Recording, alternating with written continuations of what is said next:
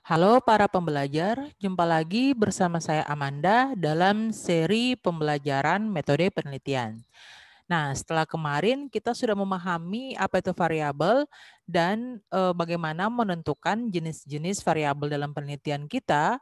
Untuk memahami lebih jauh terkait variabel tersebut, kita harus membuat yang namanya landasan teori. Pada pembelajaran ke-6 kali ini kita akan membahas lebih jauh tentang seperti apa landasan teori itu dan bagaimana langkah-langkah yang harus kita lakukan untuk membuat landasan teori dari suatu variabel.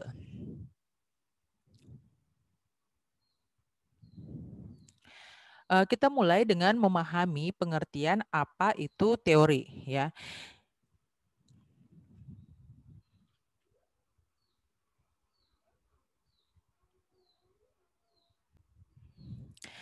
Nah, landasan teori ini perlu kita tegakkan agar penelitian itu mempunyai dasar yang kokoh, ya, dan bukan sekedar perbuatan coba-coba.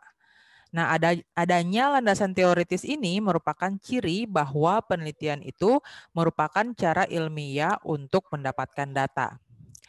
Nah, menurut Newman, teori adalah seperangkat konsep, definisi, dan pernyataan yang berfungsi melihat fenomena secara sistematik melalui spesifikasi hubungan antar variabel sehingga dapat berguna untuk meramalkan fenomena. Ya. Nah, jadi selain pendapat dari Newman ini, ada juga pendapat dari William Wiersma yang menyatakan kalau teori adalah generalisasi atau kumpulan generalisasi yang dapat digunakan untuk menjelaskan berbagai fenomena secara sistematik, ya. Nah, selain itu, ada juga pendapat dari Cooper dan Slinder yang mengatakan kalau teori adalah seperangkat konsep, definisi, dan pernyataan yang tersusun secara sistematis sehingga dapat digunakan untuk menjelaskan dan meramalkan fenomena. Ya, jadi di sini nanti tergambarkan kalau tujuan dari teori itu untuk menjelaskan dan meramalkan salah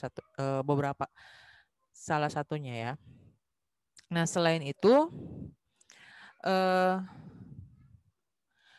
Haditono menyatakan bahwa kalau teori itu akan memperoleh arti yang penting jika ia lebih banyak dapat melukiskan, menerangkan, dan meramalkan gejala yang ada. Ya, jadi dari pemahaman ini, kalau misalnya suatu teori itu tidak bisa menerangkan atau meramalkan gejala yang mau kita teliti, berarti teori tersebut tidak cocok untuk kita masukkan sebagai penjelasan variabel yang kita punya.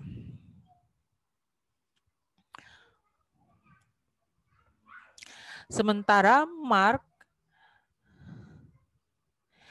membedakan ada 3 macam teori, ya.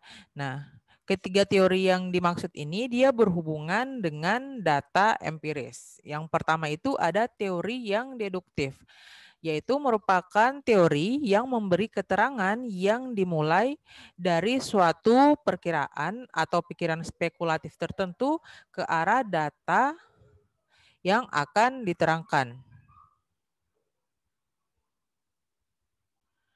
Atau yang seperti yang pernah saya jelaskan, kalau yang dimaksud dengan deduktif itu berarti polanya adalah dari hal yang bersifat umum ke hal yang bersifat khusus. Selanjutnya ada teori yang induktif, ya. Jadi teori yang induktif ini adalah cara menerangkan dari data ke arah teori. Nah, dalam bentuk ekstrim, titik pandang yang positivis ini akan dijumpai pada kaum behavioris, ya. Jadi untuk teori yang induktif ini dia banyak digunakan oleh orang-orang yang menganut paham behaviorisme, di mana kalau yang induktif berarti dia bersifat dari hal-hal yang khusus lalu digeneralisasi ke hal-hal yang umum.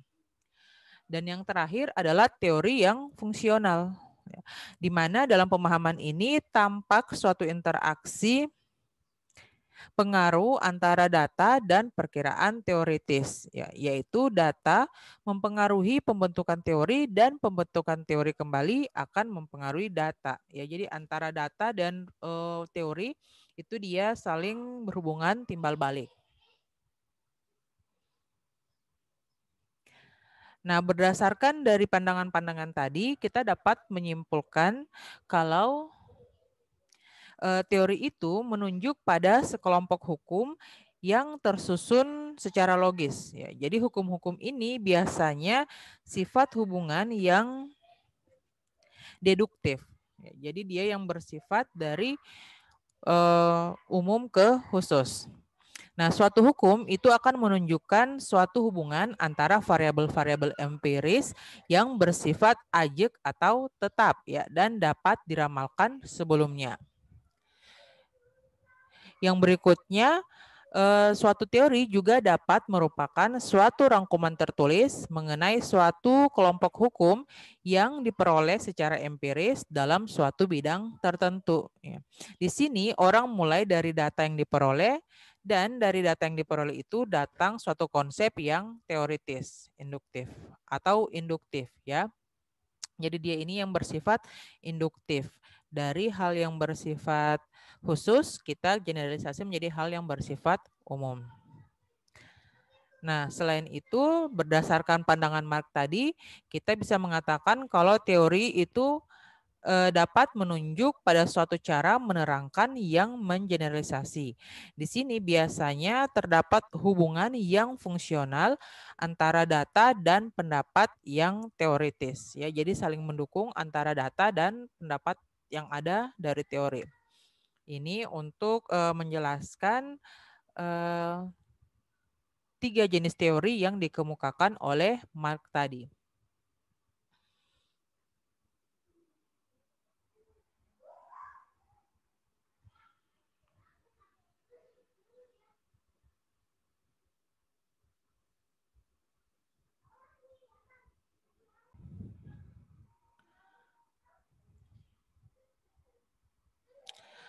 Nah, berdasarkan apa yang telah kita sampaikan tadi, kita dapat menarik kesimpulan bahwa suatu teori itu adalah konseptualisasi yang umum, di mana konseptualisasi ini merupakan sistem pengertian yang diperoleh melalui jalan yang sistematis, yaitu yang disebut dengan konseptualisasi.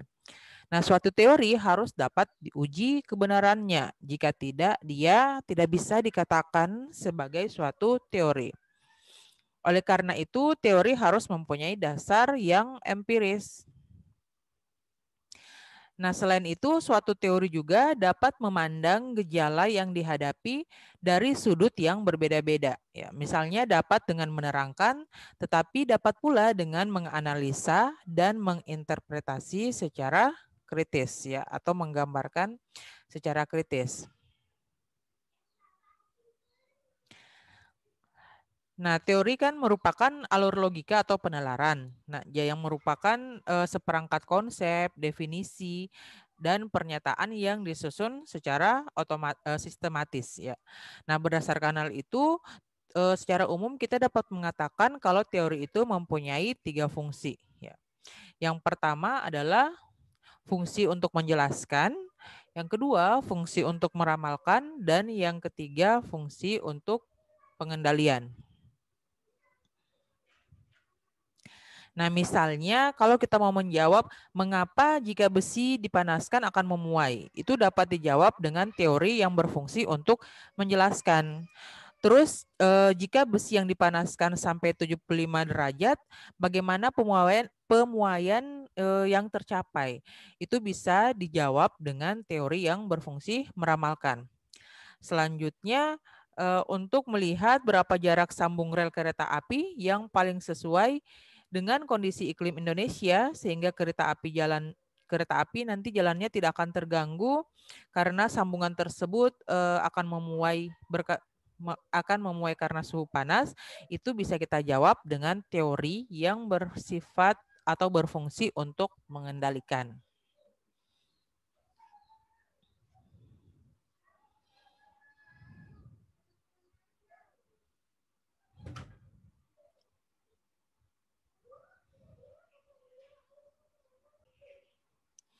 Selanjutnya berdasarkan pendapat dari Hoy dan Miskel, teori itu dia memiliki dua komponen, yaitu konsep dan asumsi. Di mana konsep itu merupakan istilah yang bersifat abstrak dan bermakna generalisasi, ya, atau bermakna umum, keumuman. Sementara kalau asumsi itu merupakan pernyataan yang diterima kebenarannya tanpa pembuktian. Ya, jadi asumsi itu merupakan pernyataan yang diterima kebenarannya tanpa kita harus buktikan lagi. Nah, di sini contohnya misalnya kita mempelajari atau membahas tentang teori administrasi. Dalam teori administrasi ini yang bisa kita kategorikan sebagai konsep diantaranya adalah tentang kepemimpinan, konsep kepuasan, dan organisasi informal. Sementara yang bisa kita kategorikan sebagai asumsi misalnya adalah administrasi merupakan generalisasi tentang perilaku semua manusia dan organisasi. Yang berikutnya juga contohnya adalah administrasi merupakan proses pengarahan dan pengendalian kehidupan dalam organisasi sosial. Ya. Dengan kata lain, kalian juga bisa menyebut asumsi ini sebagai definisi. Ya, jadi biasanya definisi itu dia merupakan pernyataan yang tidak perlu kita buktikan lagi. Selanjutnya kita masuk ke tingkatan dan fokus teori. Ya, menurut Newman, tingkatan teori itu ada 3 ya. Yang pertama itu tingkatan mikro level.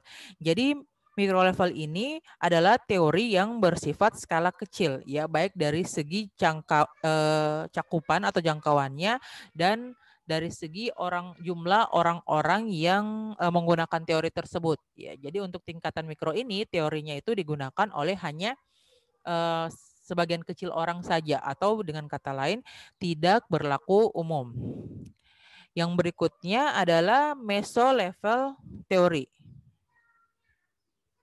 Nah, jadi ini meso level teori biasa juga disebut dengan level tengah. Level ini dia teori pada level ini dia itu bertugas untuk menjembatani antara teori-teori yang ada pada mikro level dan yang ada pada tingkatan ketiga yaitu makro level.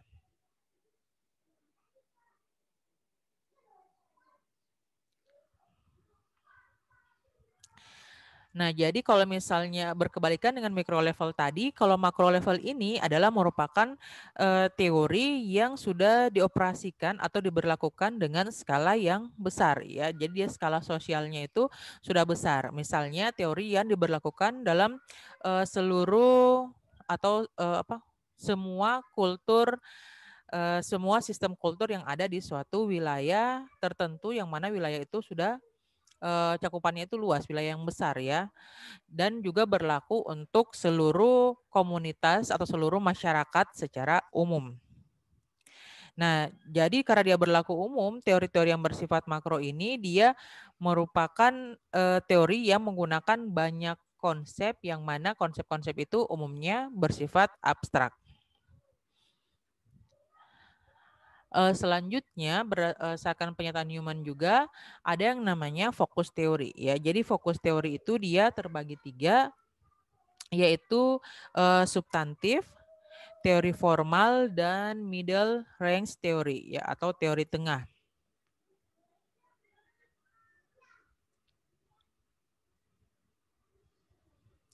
Jadi kalau untuk teori substantif ini itu dia dikembangkan untuk area-area atau wilayah yang spesifik dari konsentrasi sosial ya. Jadi dia dikembangkan khusus. Misalnya teori tentang ras, teori tentang perceraian, teori tentang jumlah anak dan lain-lain ya. Itu dia secara substantif, maksudnya dikembangkan khusus untuk area tertentu.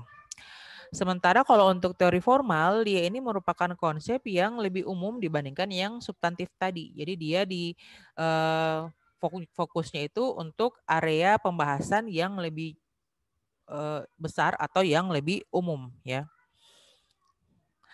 Contoh-contoh dari teori formal ini misalnya teori tentang kekuasaan, teori tentang sosialisasi, yang mana ini bisa kita gunakan pada manusia secara umum.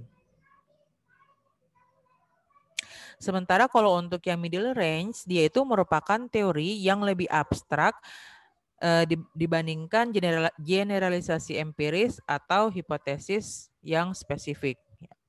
Jadi untuk yang teori middle range teori ini kita bisa mengkategorikan, dia bisa saja dikategorikan sebagai teori yang substantif maupun teori yang formal, tergantung dari penggunaannya. Ya. Nah, sekarang kalau dalam kita merumuskan hipotesis untuk penelitian kuantitatif ini, teori seperti apa yang harus kita gunakan, fokus teori seperti apa yang harus kita ambil. Jadi, teori yang digunakan itu untuk perumusan hipotesis yang akan kita uji melalui pengumpulan data, dia itu harus adalah teori yang substantif. Kenapa begitu? Karena teori ini harus lebih fokus berlaku untuk objek yang akan diteliti. Jadi ketika kita mau mencari landasan teori buat sebuah variabel, semakin substantif teori yang kita dapatkan, maka itu akan semakin baik. Ya, sementara kalau semakin formal, maka dia itu akan semakin diragukan untuk sebagai dasar kita menguji hipotesis yang kita ajukan.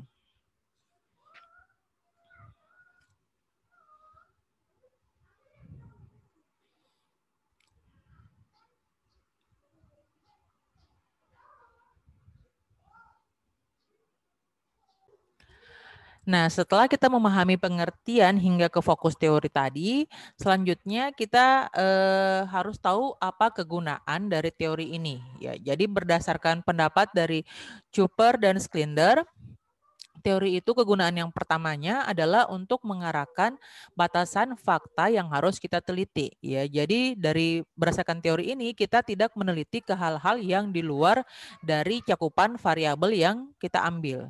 Ya. Yang kedua, kegunaannya adalah untuk mengarahkan pendekatan penelitian mana yang dapat menjawab perumusan masalah penelitian dengan maksimal. Ya. Jadi kalau kita memilih pendekatan penelitian, kita akan mendapatkan bahwa penelitian kita ini cocok menggunakan beberapa pendekatan penelitian.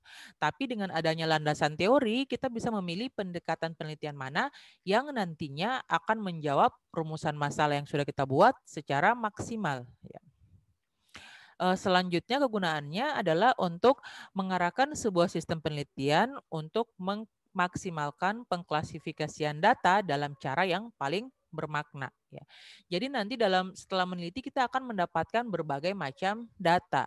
Dengan adanya landasan teori, data-data yang sudah kita ambil itu bisa kita kelompokkan sehingga bisa kita gunakan dalam menjawab rumusan masalah yang kita ambil. Jadi datanya itu tidak kita gunakan secara sembarangan ya. Sudah kita klasifikasikan, oh data yang ini mau jawab rumusan masalah yang ini. Data yang ini dia mau jawab rumusan masalah yang ini. Jadi tidak asal-asal saja datanya kita gunakan. Kegunaan yang berikutnya adalah merangkum apa yang diketahui tentang tujuan penelitian dan menyatakan keseragaman yang terdapat dalam pengamatan langsung. Ya. Jadi kita akan punya banyak hal yang kita dapatkan ketika kita melakukan pengamatan langsung. Dengan adanya landasan teori, kita bisa mengambil kesimpulan atau rangkuman dari apa yang kita amati itu. Kita bisa melihat apa kira-kira kesamaan yang ada dari pengamatan kita. Nah, setelah dihubungkan dengan teori, oh kita bisa tahu yang ini ternyata hal yang umum yang bisa kita ambil dari pengamatan yang sudah kita lakukan. Yang terakhir, kegunaannya itu adalah dapat digunakan untuk memprediksi fakta yang akan muncul dalam penelitian. Ya. Jadi kan sebelum kita melakukan penelitian, kita tidak tahu apa yang akan kita dapatkan di lapangan nanti. Tapi ketika kita sudah punya landasan teori dan sudah membaca apa-apa yang terkait dengan variabel yang kita punya, maka kita bisa memprediksi beberapa fakta yang nantinya ada atau akan muncul di lapangan saat kita melakukan penelitian. Meskipun pada kenyataannya karena misalnya yang kita teliti itu adalah manusia, ada saja hal-hal yang muncul di luar teori yang sudah kita buat.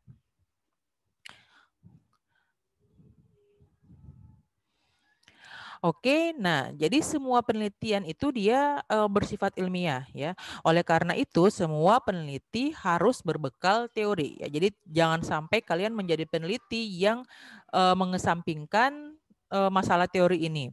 Khususnya dalam penelitian kuantitatif, teori yang digunakan itu harus sudah jelas. Kenapa? Karena teori di sini akan berfungsi untuk memperjelas masalah yang kita teliti, terus dia juga berfungsi sebagai dasar untuk merumuskan hipotesis kita nanti, dan sebagai referensi untuk menyusun instrumen penelitian kita. Oleh karena itu, landasan teori dalam proposal penelitian kuantitatif harus sudah jelas dan lengkap ya. Jangan sampai kita misalnya punya 3 variabel penelitian, ternyata yang kita masukkan dalam landasan teori hanya untuk 2 variabel, itu tidak bisa ya. Jadi harus jelas dan lengkap. Nah, selanjutnya setelah kita sudah paham tentang bagaimana itu teori serta apa tujuannya kita harus punya landasan teori, sekarang kita lanjut ke langkah-langkah untuk mendeskripsikan teori. Nah, jadi deskripsi teori itu dalam satu penelitian merupakan uraian sistematis tentang teori ya, dan bukan sekedar pendapat pakar atau penulis buku. Ataupun jadi dia ini bukan hanya sekedar pendapat ya. Jadi ketika kalian menyusun landasan teori, di sini kita bukan hanya langsung copy paste apa pendapat pakar dan penulis-penulis buku yang kalian ambil tentang teori variabel yang kalian punya ya. Selain dari pendapat pakar dan penulis buku, kita juga bisa mengambil landasan teori dari hasil penelitian yang relevan dengan variabel yang diteliti.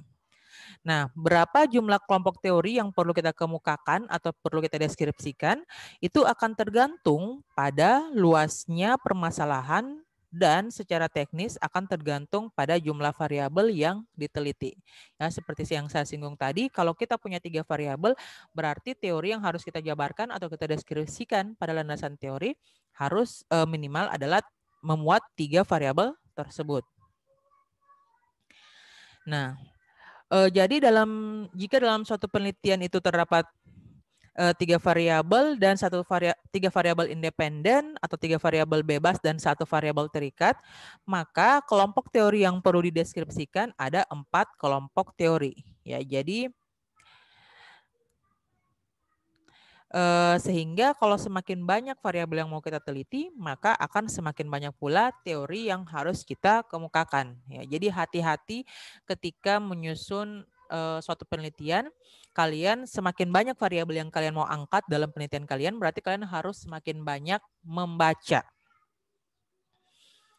Nah, jadi kalau kalian mau mendeskripsikan suatu teori, minimal itu harus berisi tentang penjelasan terhadap variabel yang diteliti. Ya, minimal itu harus ada definisinya. Definisi serta uraian yang lengkap dan mendalam dari berbagai referensi.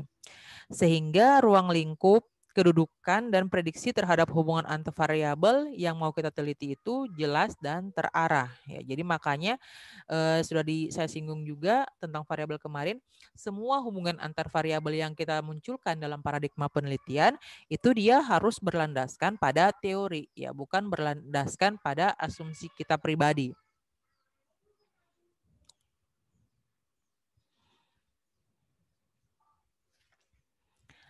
Nah, teori-teori yang dideskripsikan dalam proposal maupun laporan penelitian itu dapat digunakan sebagai indikator apakah peneliti menguasai teori dan konteks yang diteliti atau tidak. Ya, jadi kelihatan jelas kalau misalnya si peneliti ini dia memahami konteks penelitiannya atau tidak dari teori-teori yang dia jabarkan.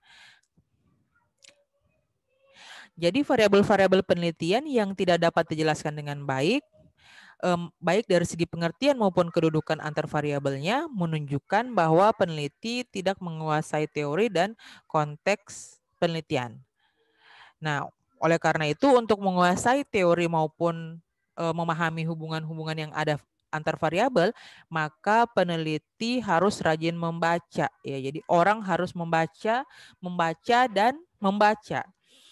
Selain membaca, kalian juga harus menelaah yang dibaca itu setuntas mungkin agar dapat menegakkan landasan yang kokoh bagi langkah-langkah yang mau kalian lakukan dalam penelitian. Nah, jangan kalian pikir kalau membaca itu merupakan keterampilan bawaan yang dimiliki seseorang ya. Jadi membaca itu merupakan skill atau keterampilan yang harus kalian latih dan kalian pupuk ya. Jadi tidak serta-merta seorang bayi lahir dan suka membaca, tidak seperti itu ya. Nah, selain itu untuk bisa membaca dan memperoleh teori yang baik itu kalian tidak bisa juga membaca dari sumber-sumber yang asal-asalan ya. Di sini kalian harus tahu sumber-sumber bacaan yang tepat ya, baik berbentuk buku teks, kamus, ensiklopedia, jurnal ilmiah dan hasil-hasil penelitian. Nah, bagaimana kita tahu sebuah sumber bacaan yang baik? Jadi sumber bacaan yang baik itu harus memenuhi 3 kriteria, yaitu relevansi, kelengkapan, dan kemutakhiran.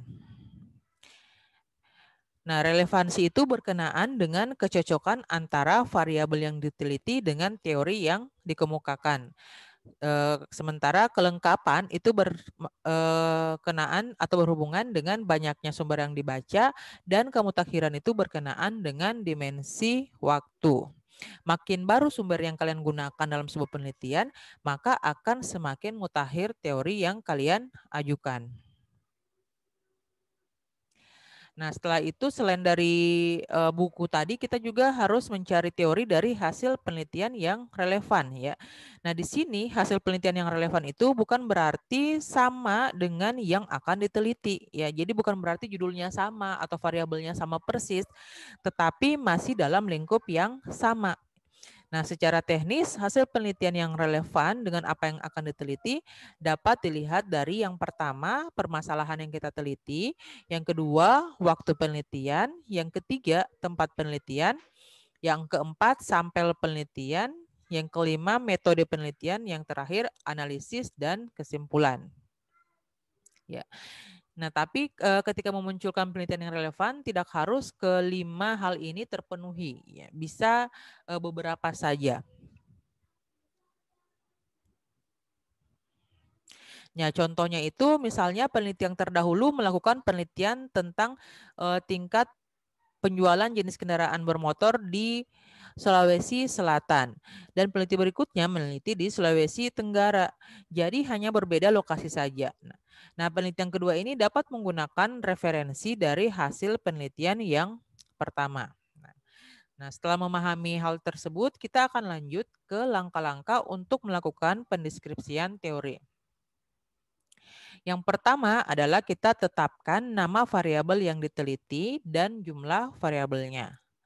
Setelah itu kita cari sumber-sumber bacaan. Di sini bisa dari buku, kamus, ensiklopedia, laporan penelitian, jurnal, skripsi, tesis maupun disertasi. Ya, tapi yang lebih bagus itu kalian mengambilnya dari tesis dan disertasi. Kenapa? Karena kalau karya ilmiah yang dihasilkan oleh mahasiswa strata 1 biasanya itu tingkat kevalidannya itu masih diragukan ya. Nah, di sini kalian harus mencari sumber bacaan yang sebanyak-banyaknya dan yang relevan dengan setiap variabel yang kalian teliti. Nah, kalau sudah punya sumber-sumber bacaan itu, selanjutnya kalian harus lihat daftar isi setiap buku dan pilih topik yang relevan dengan setiap variabel yang akan diteliti.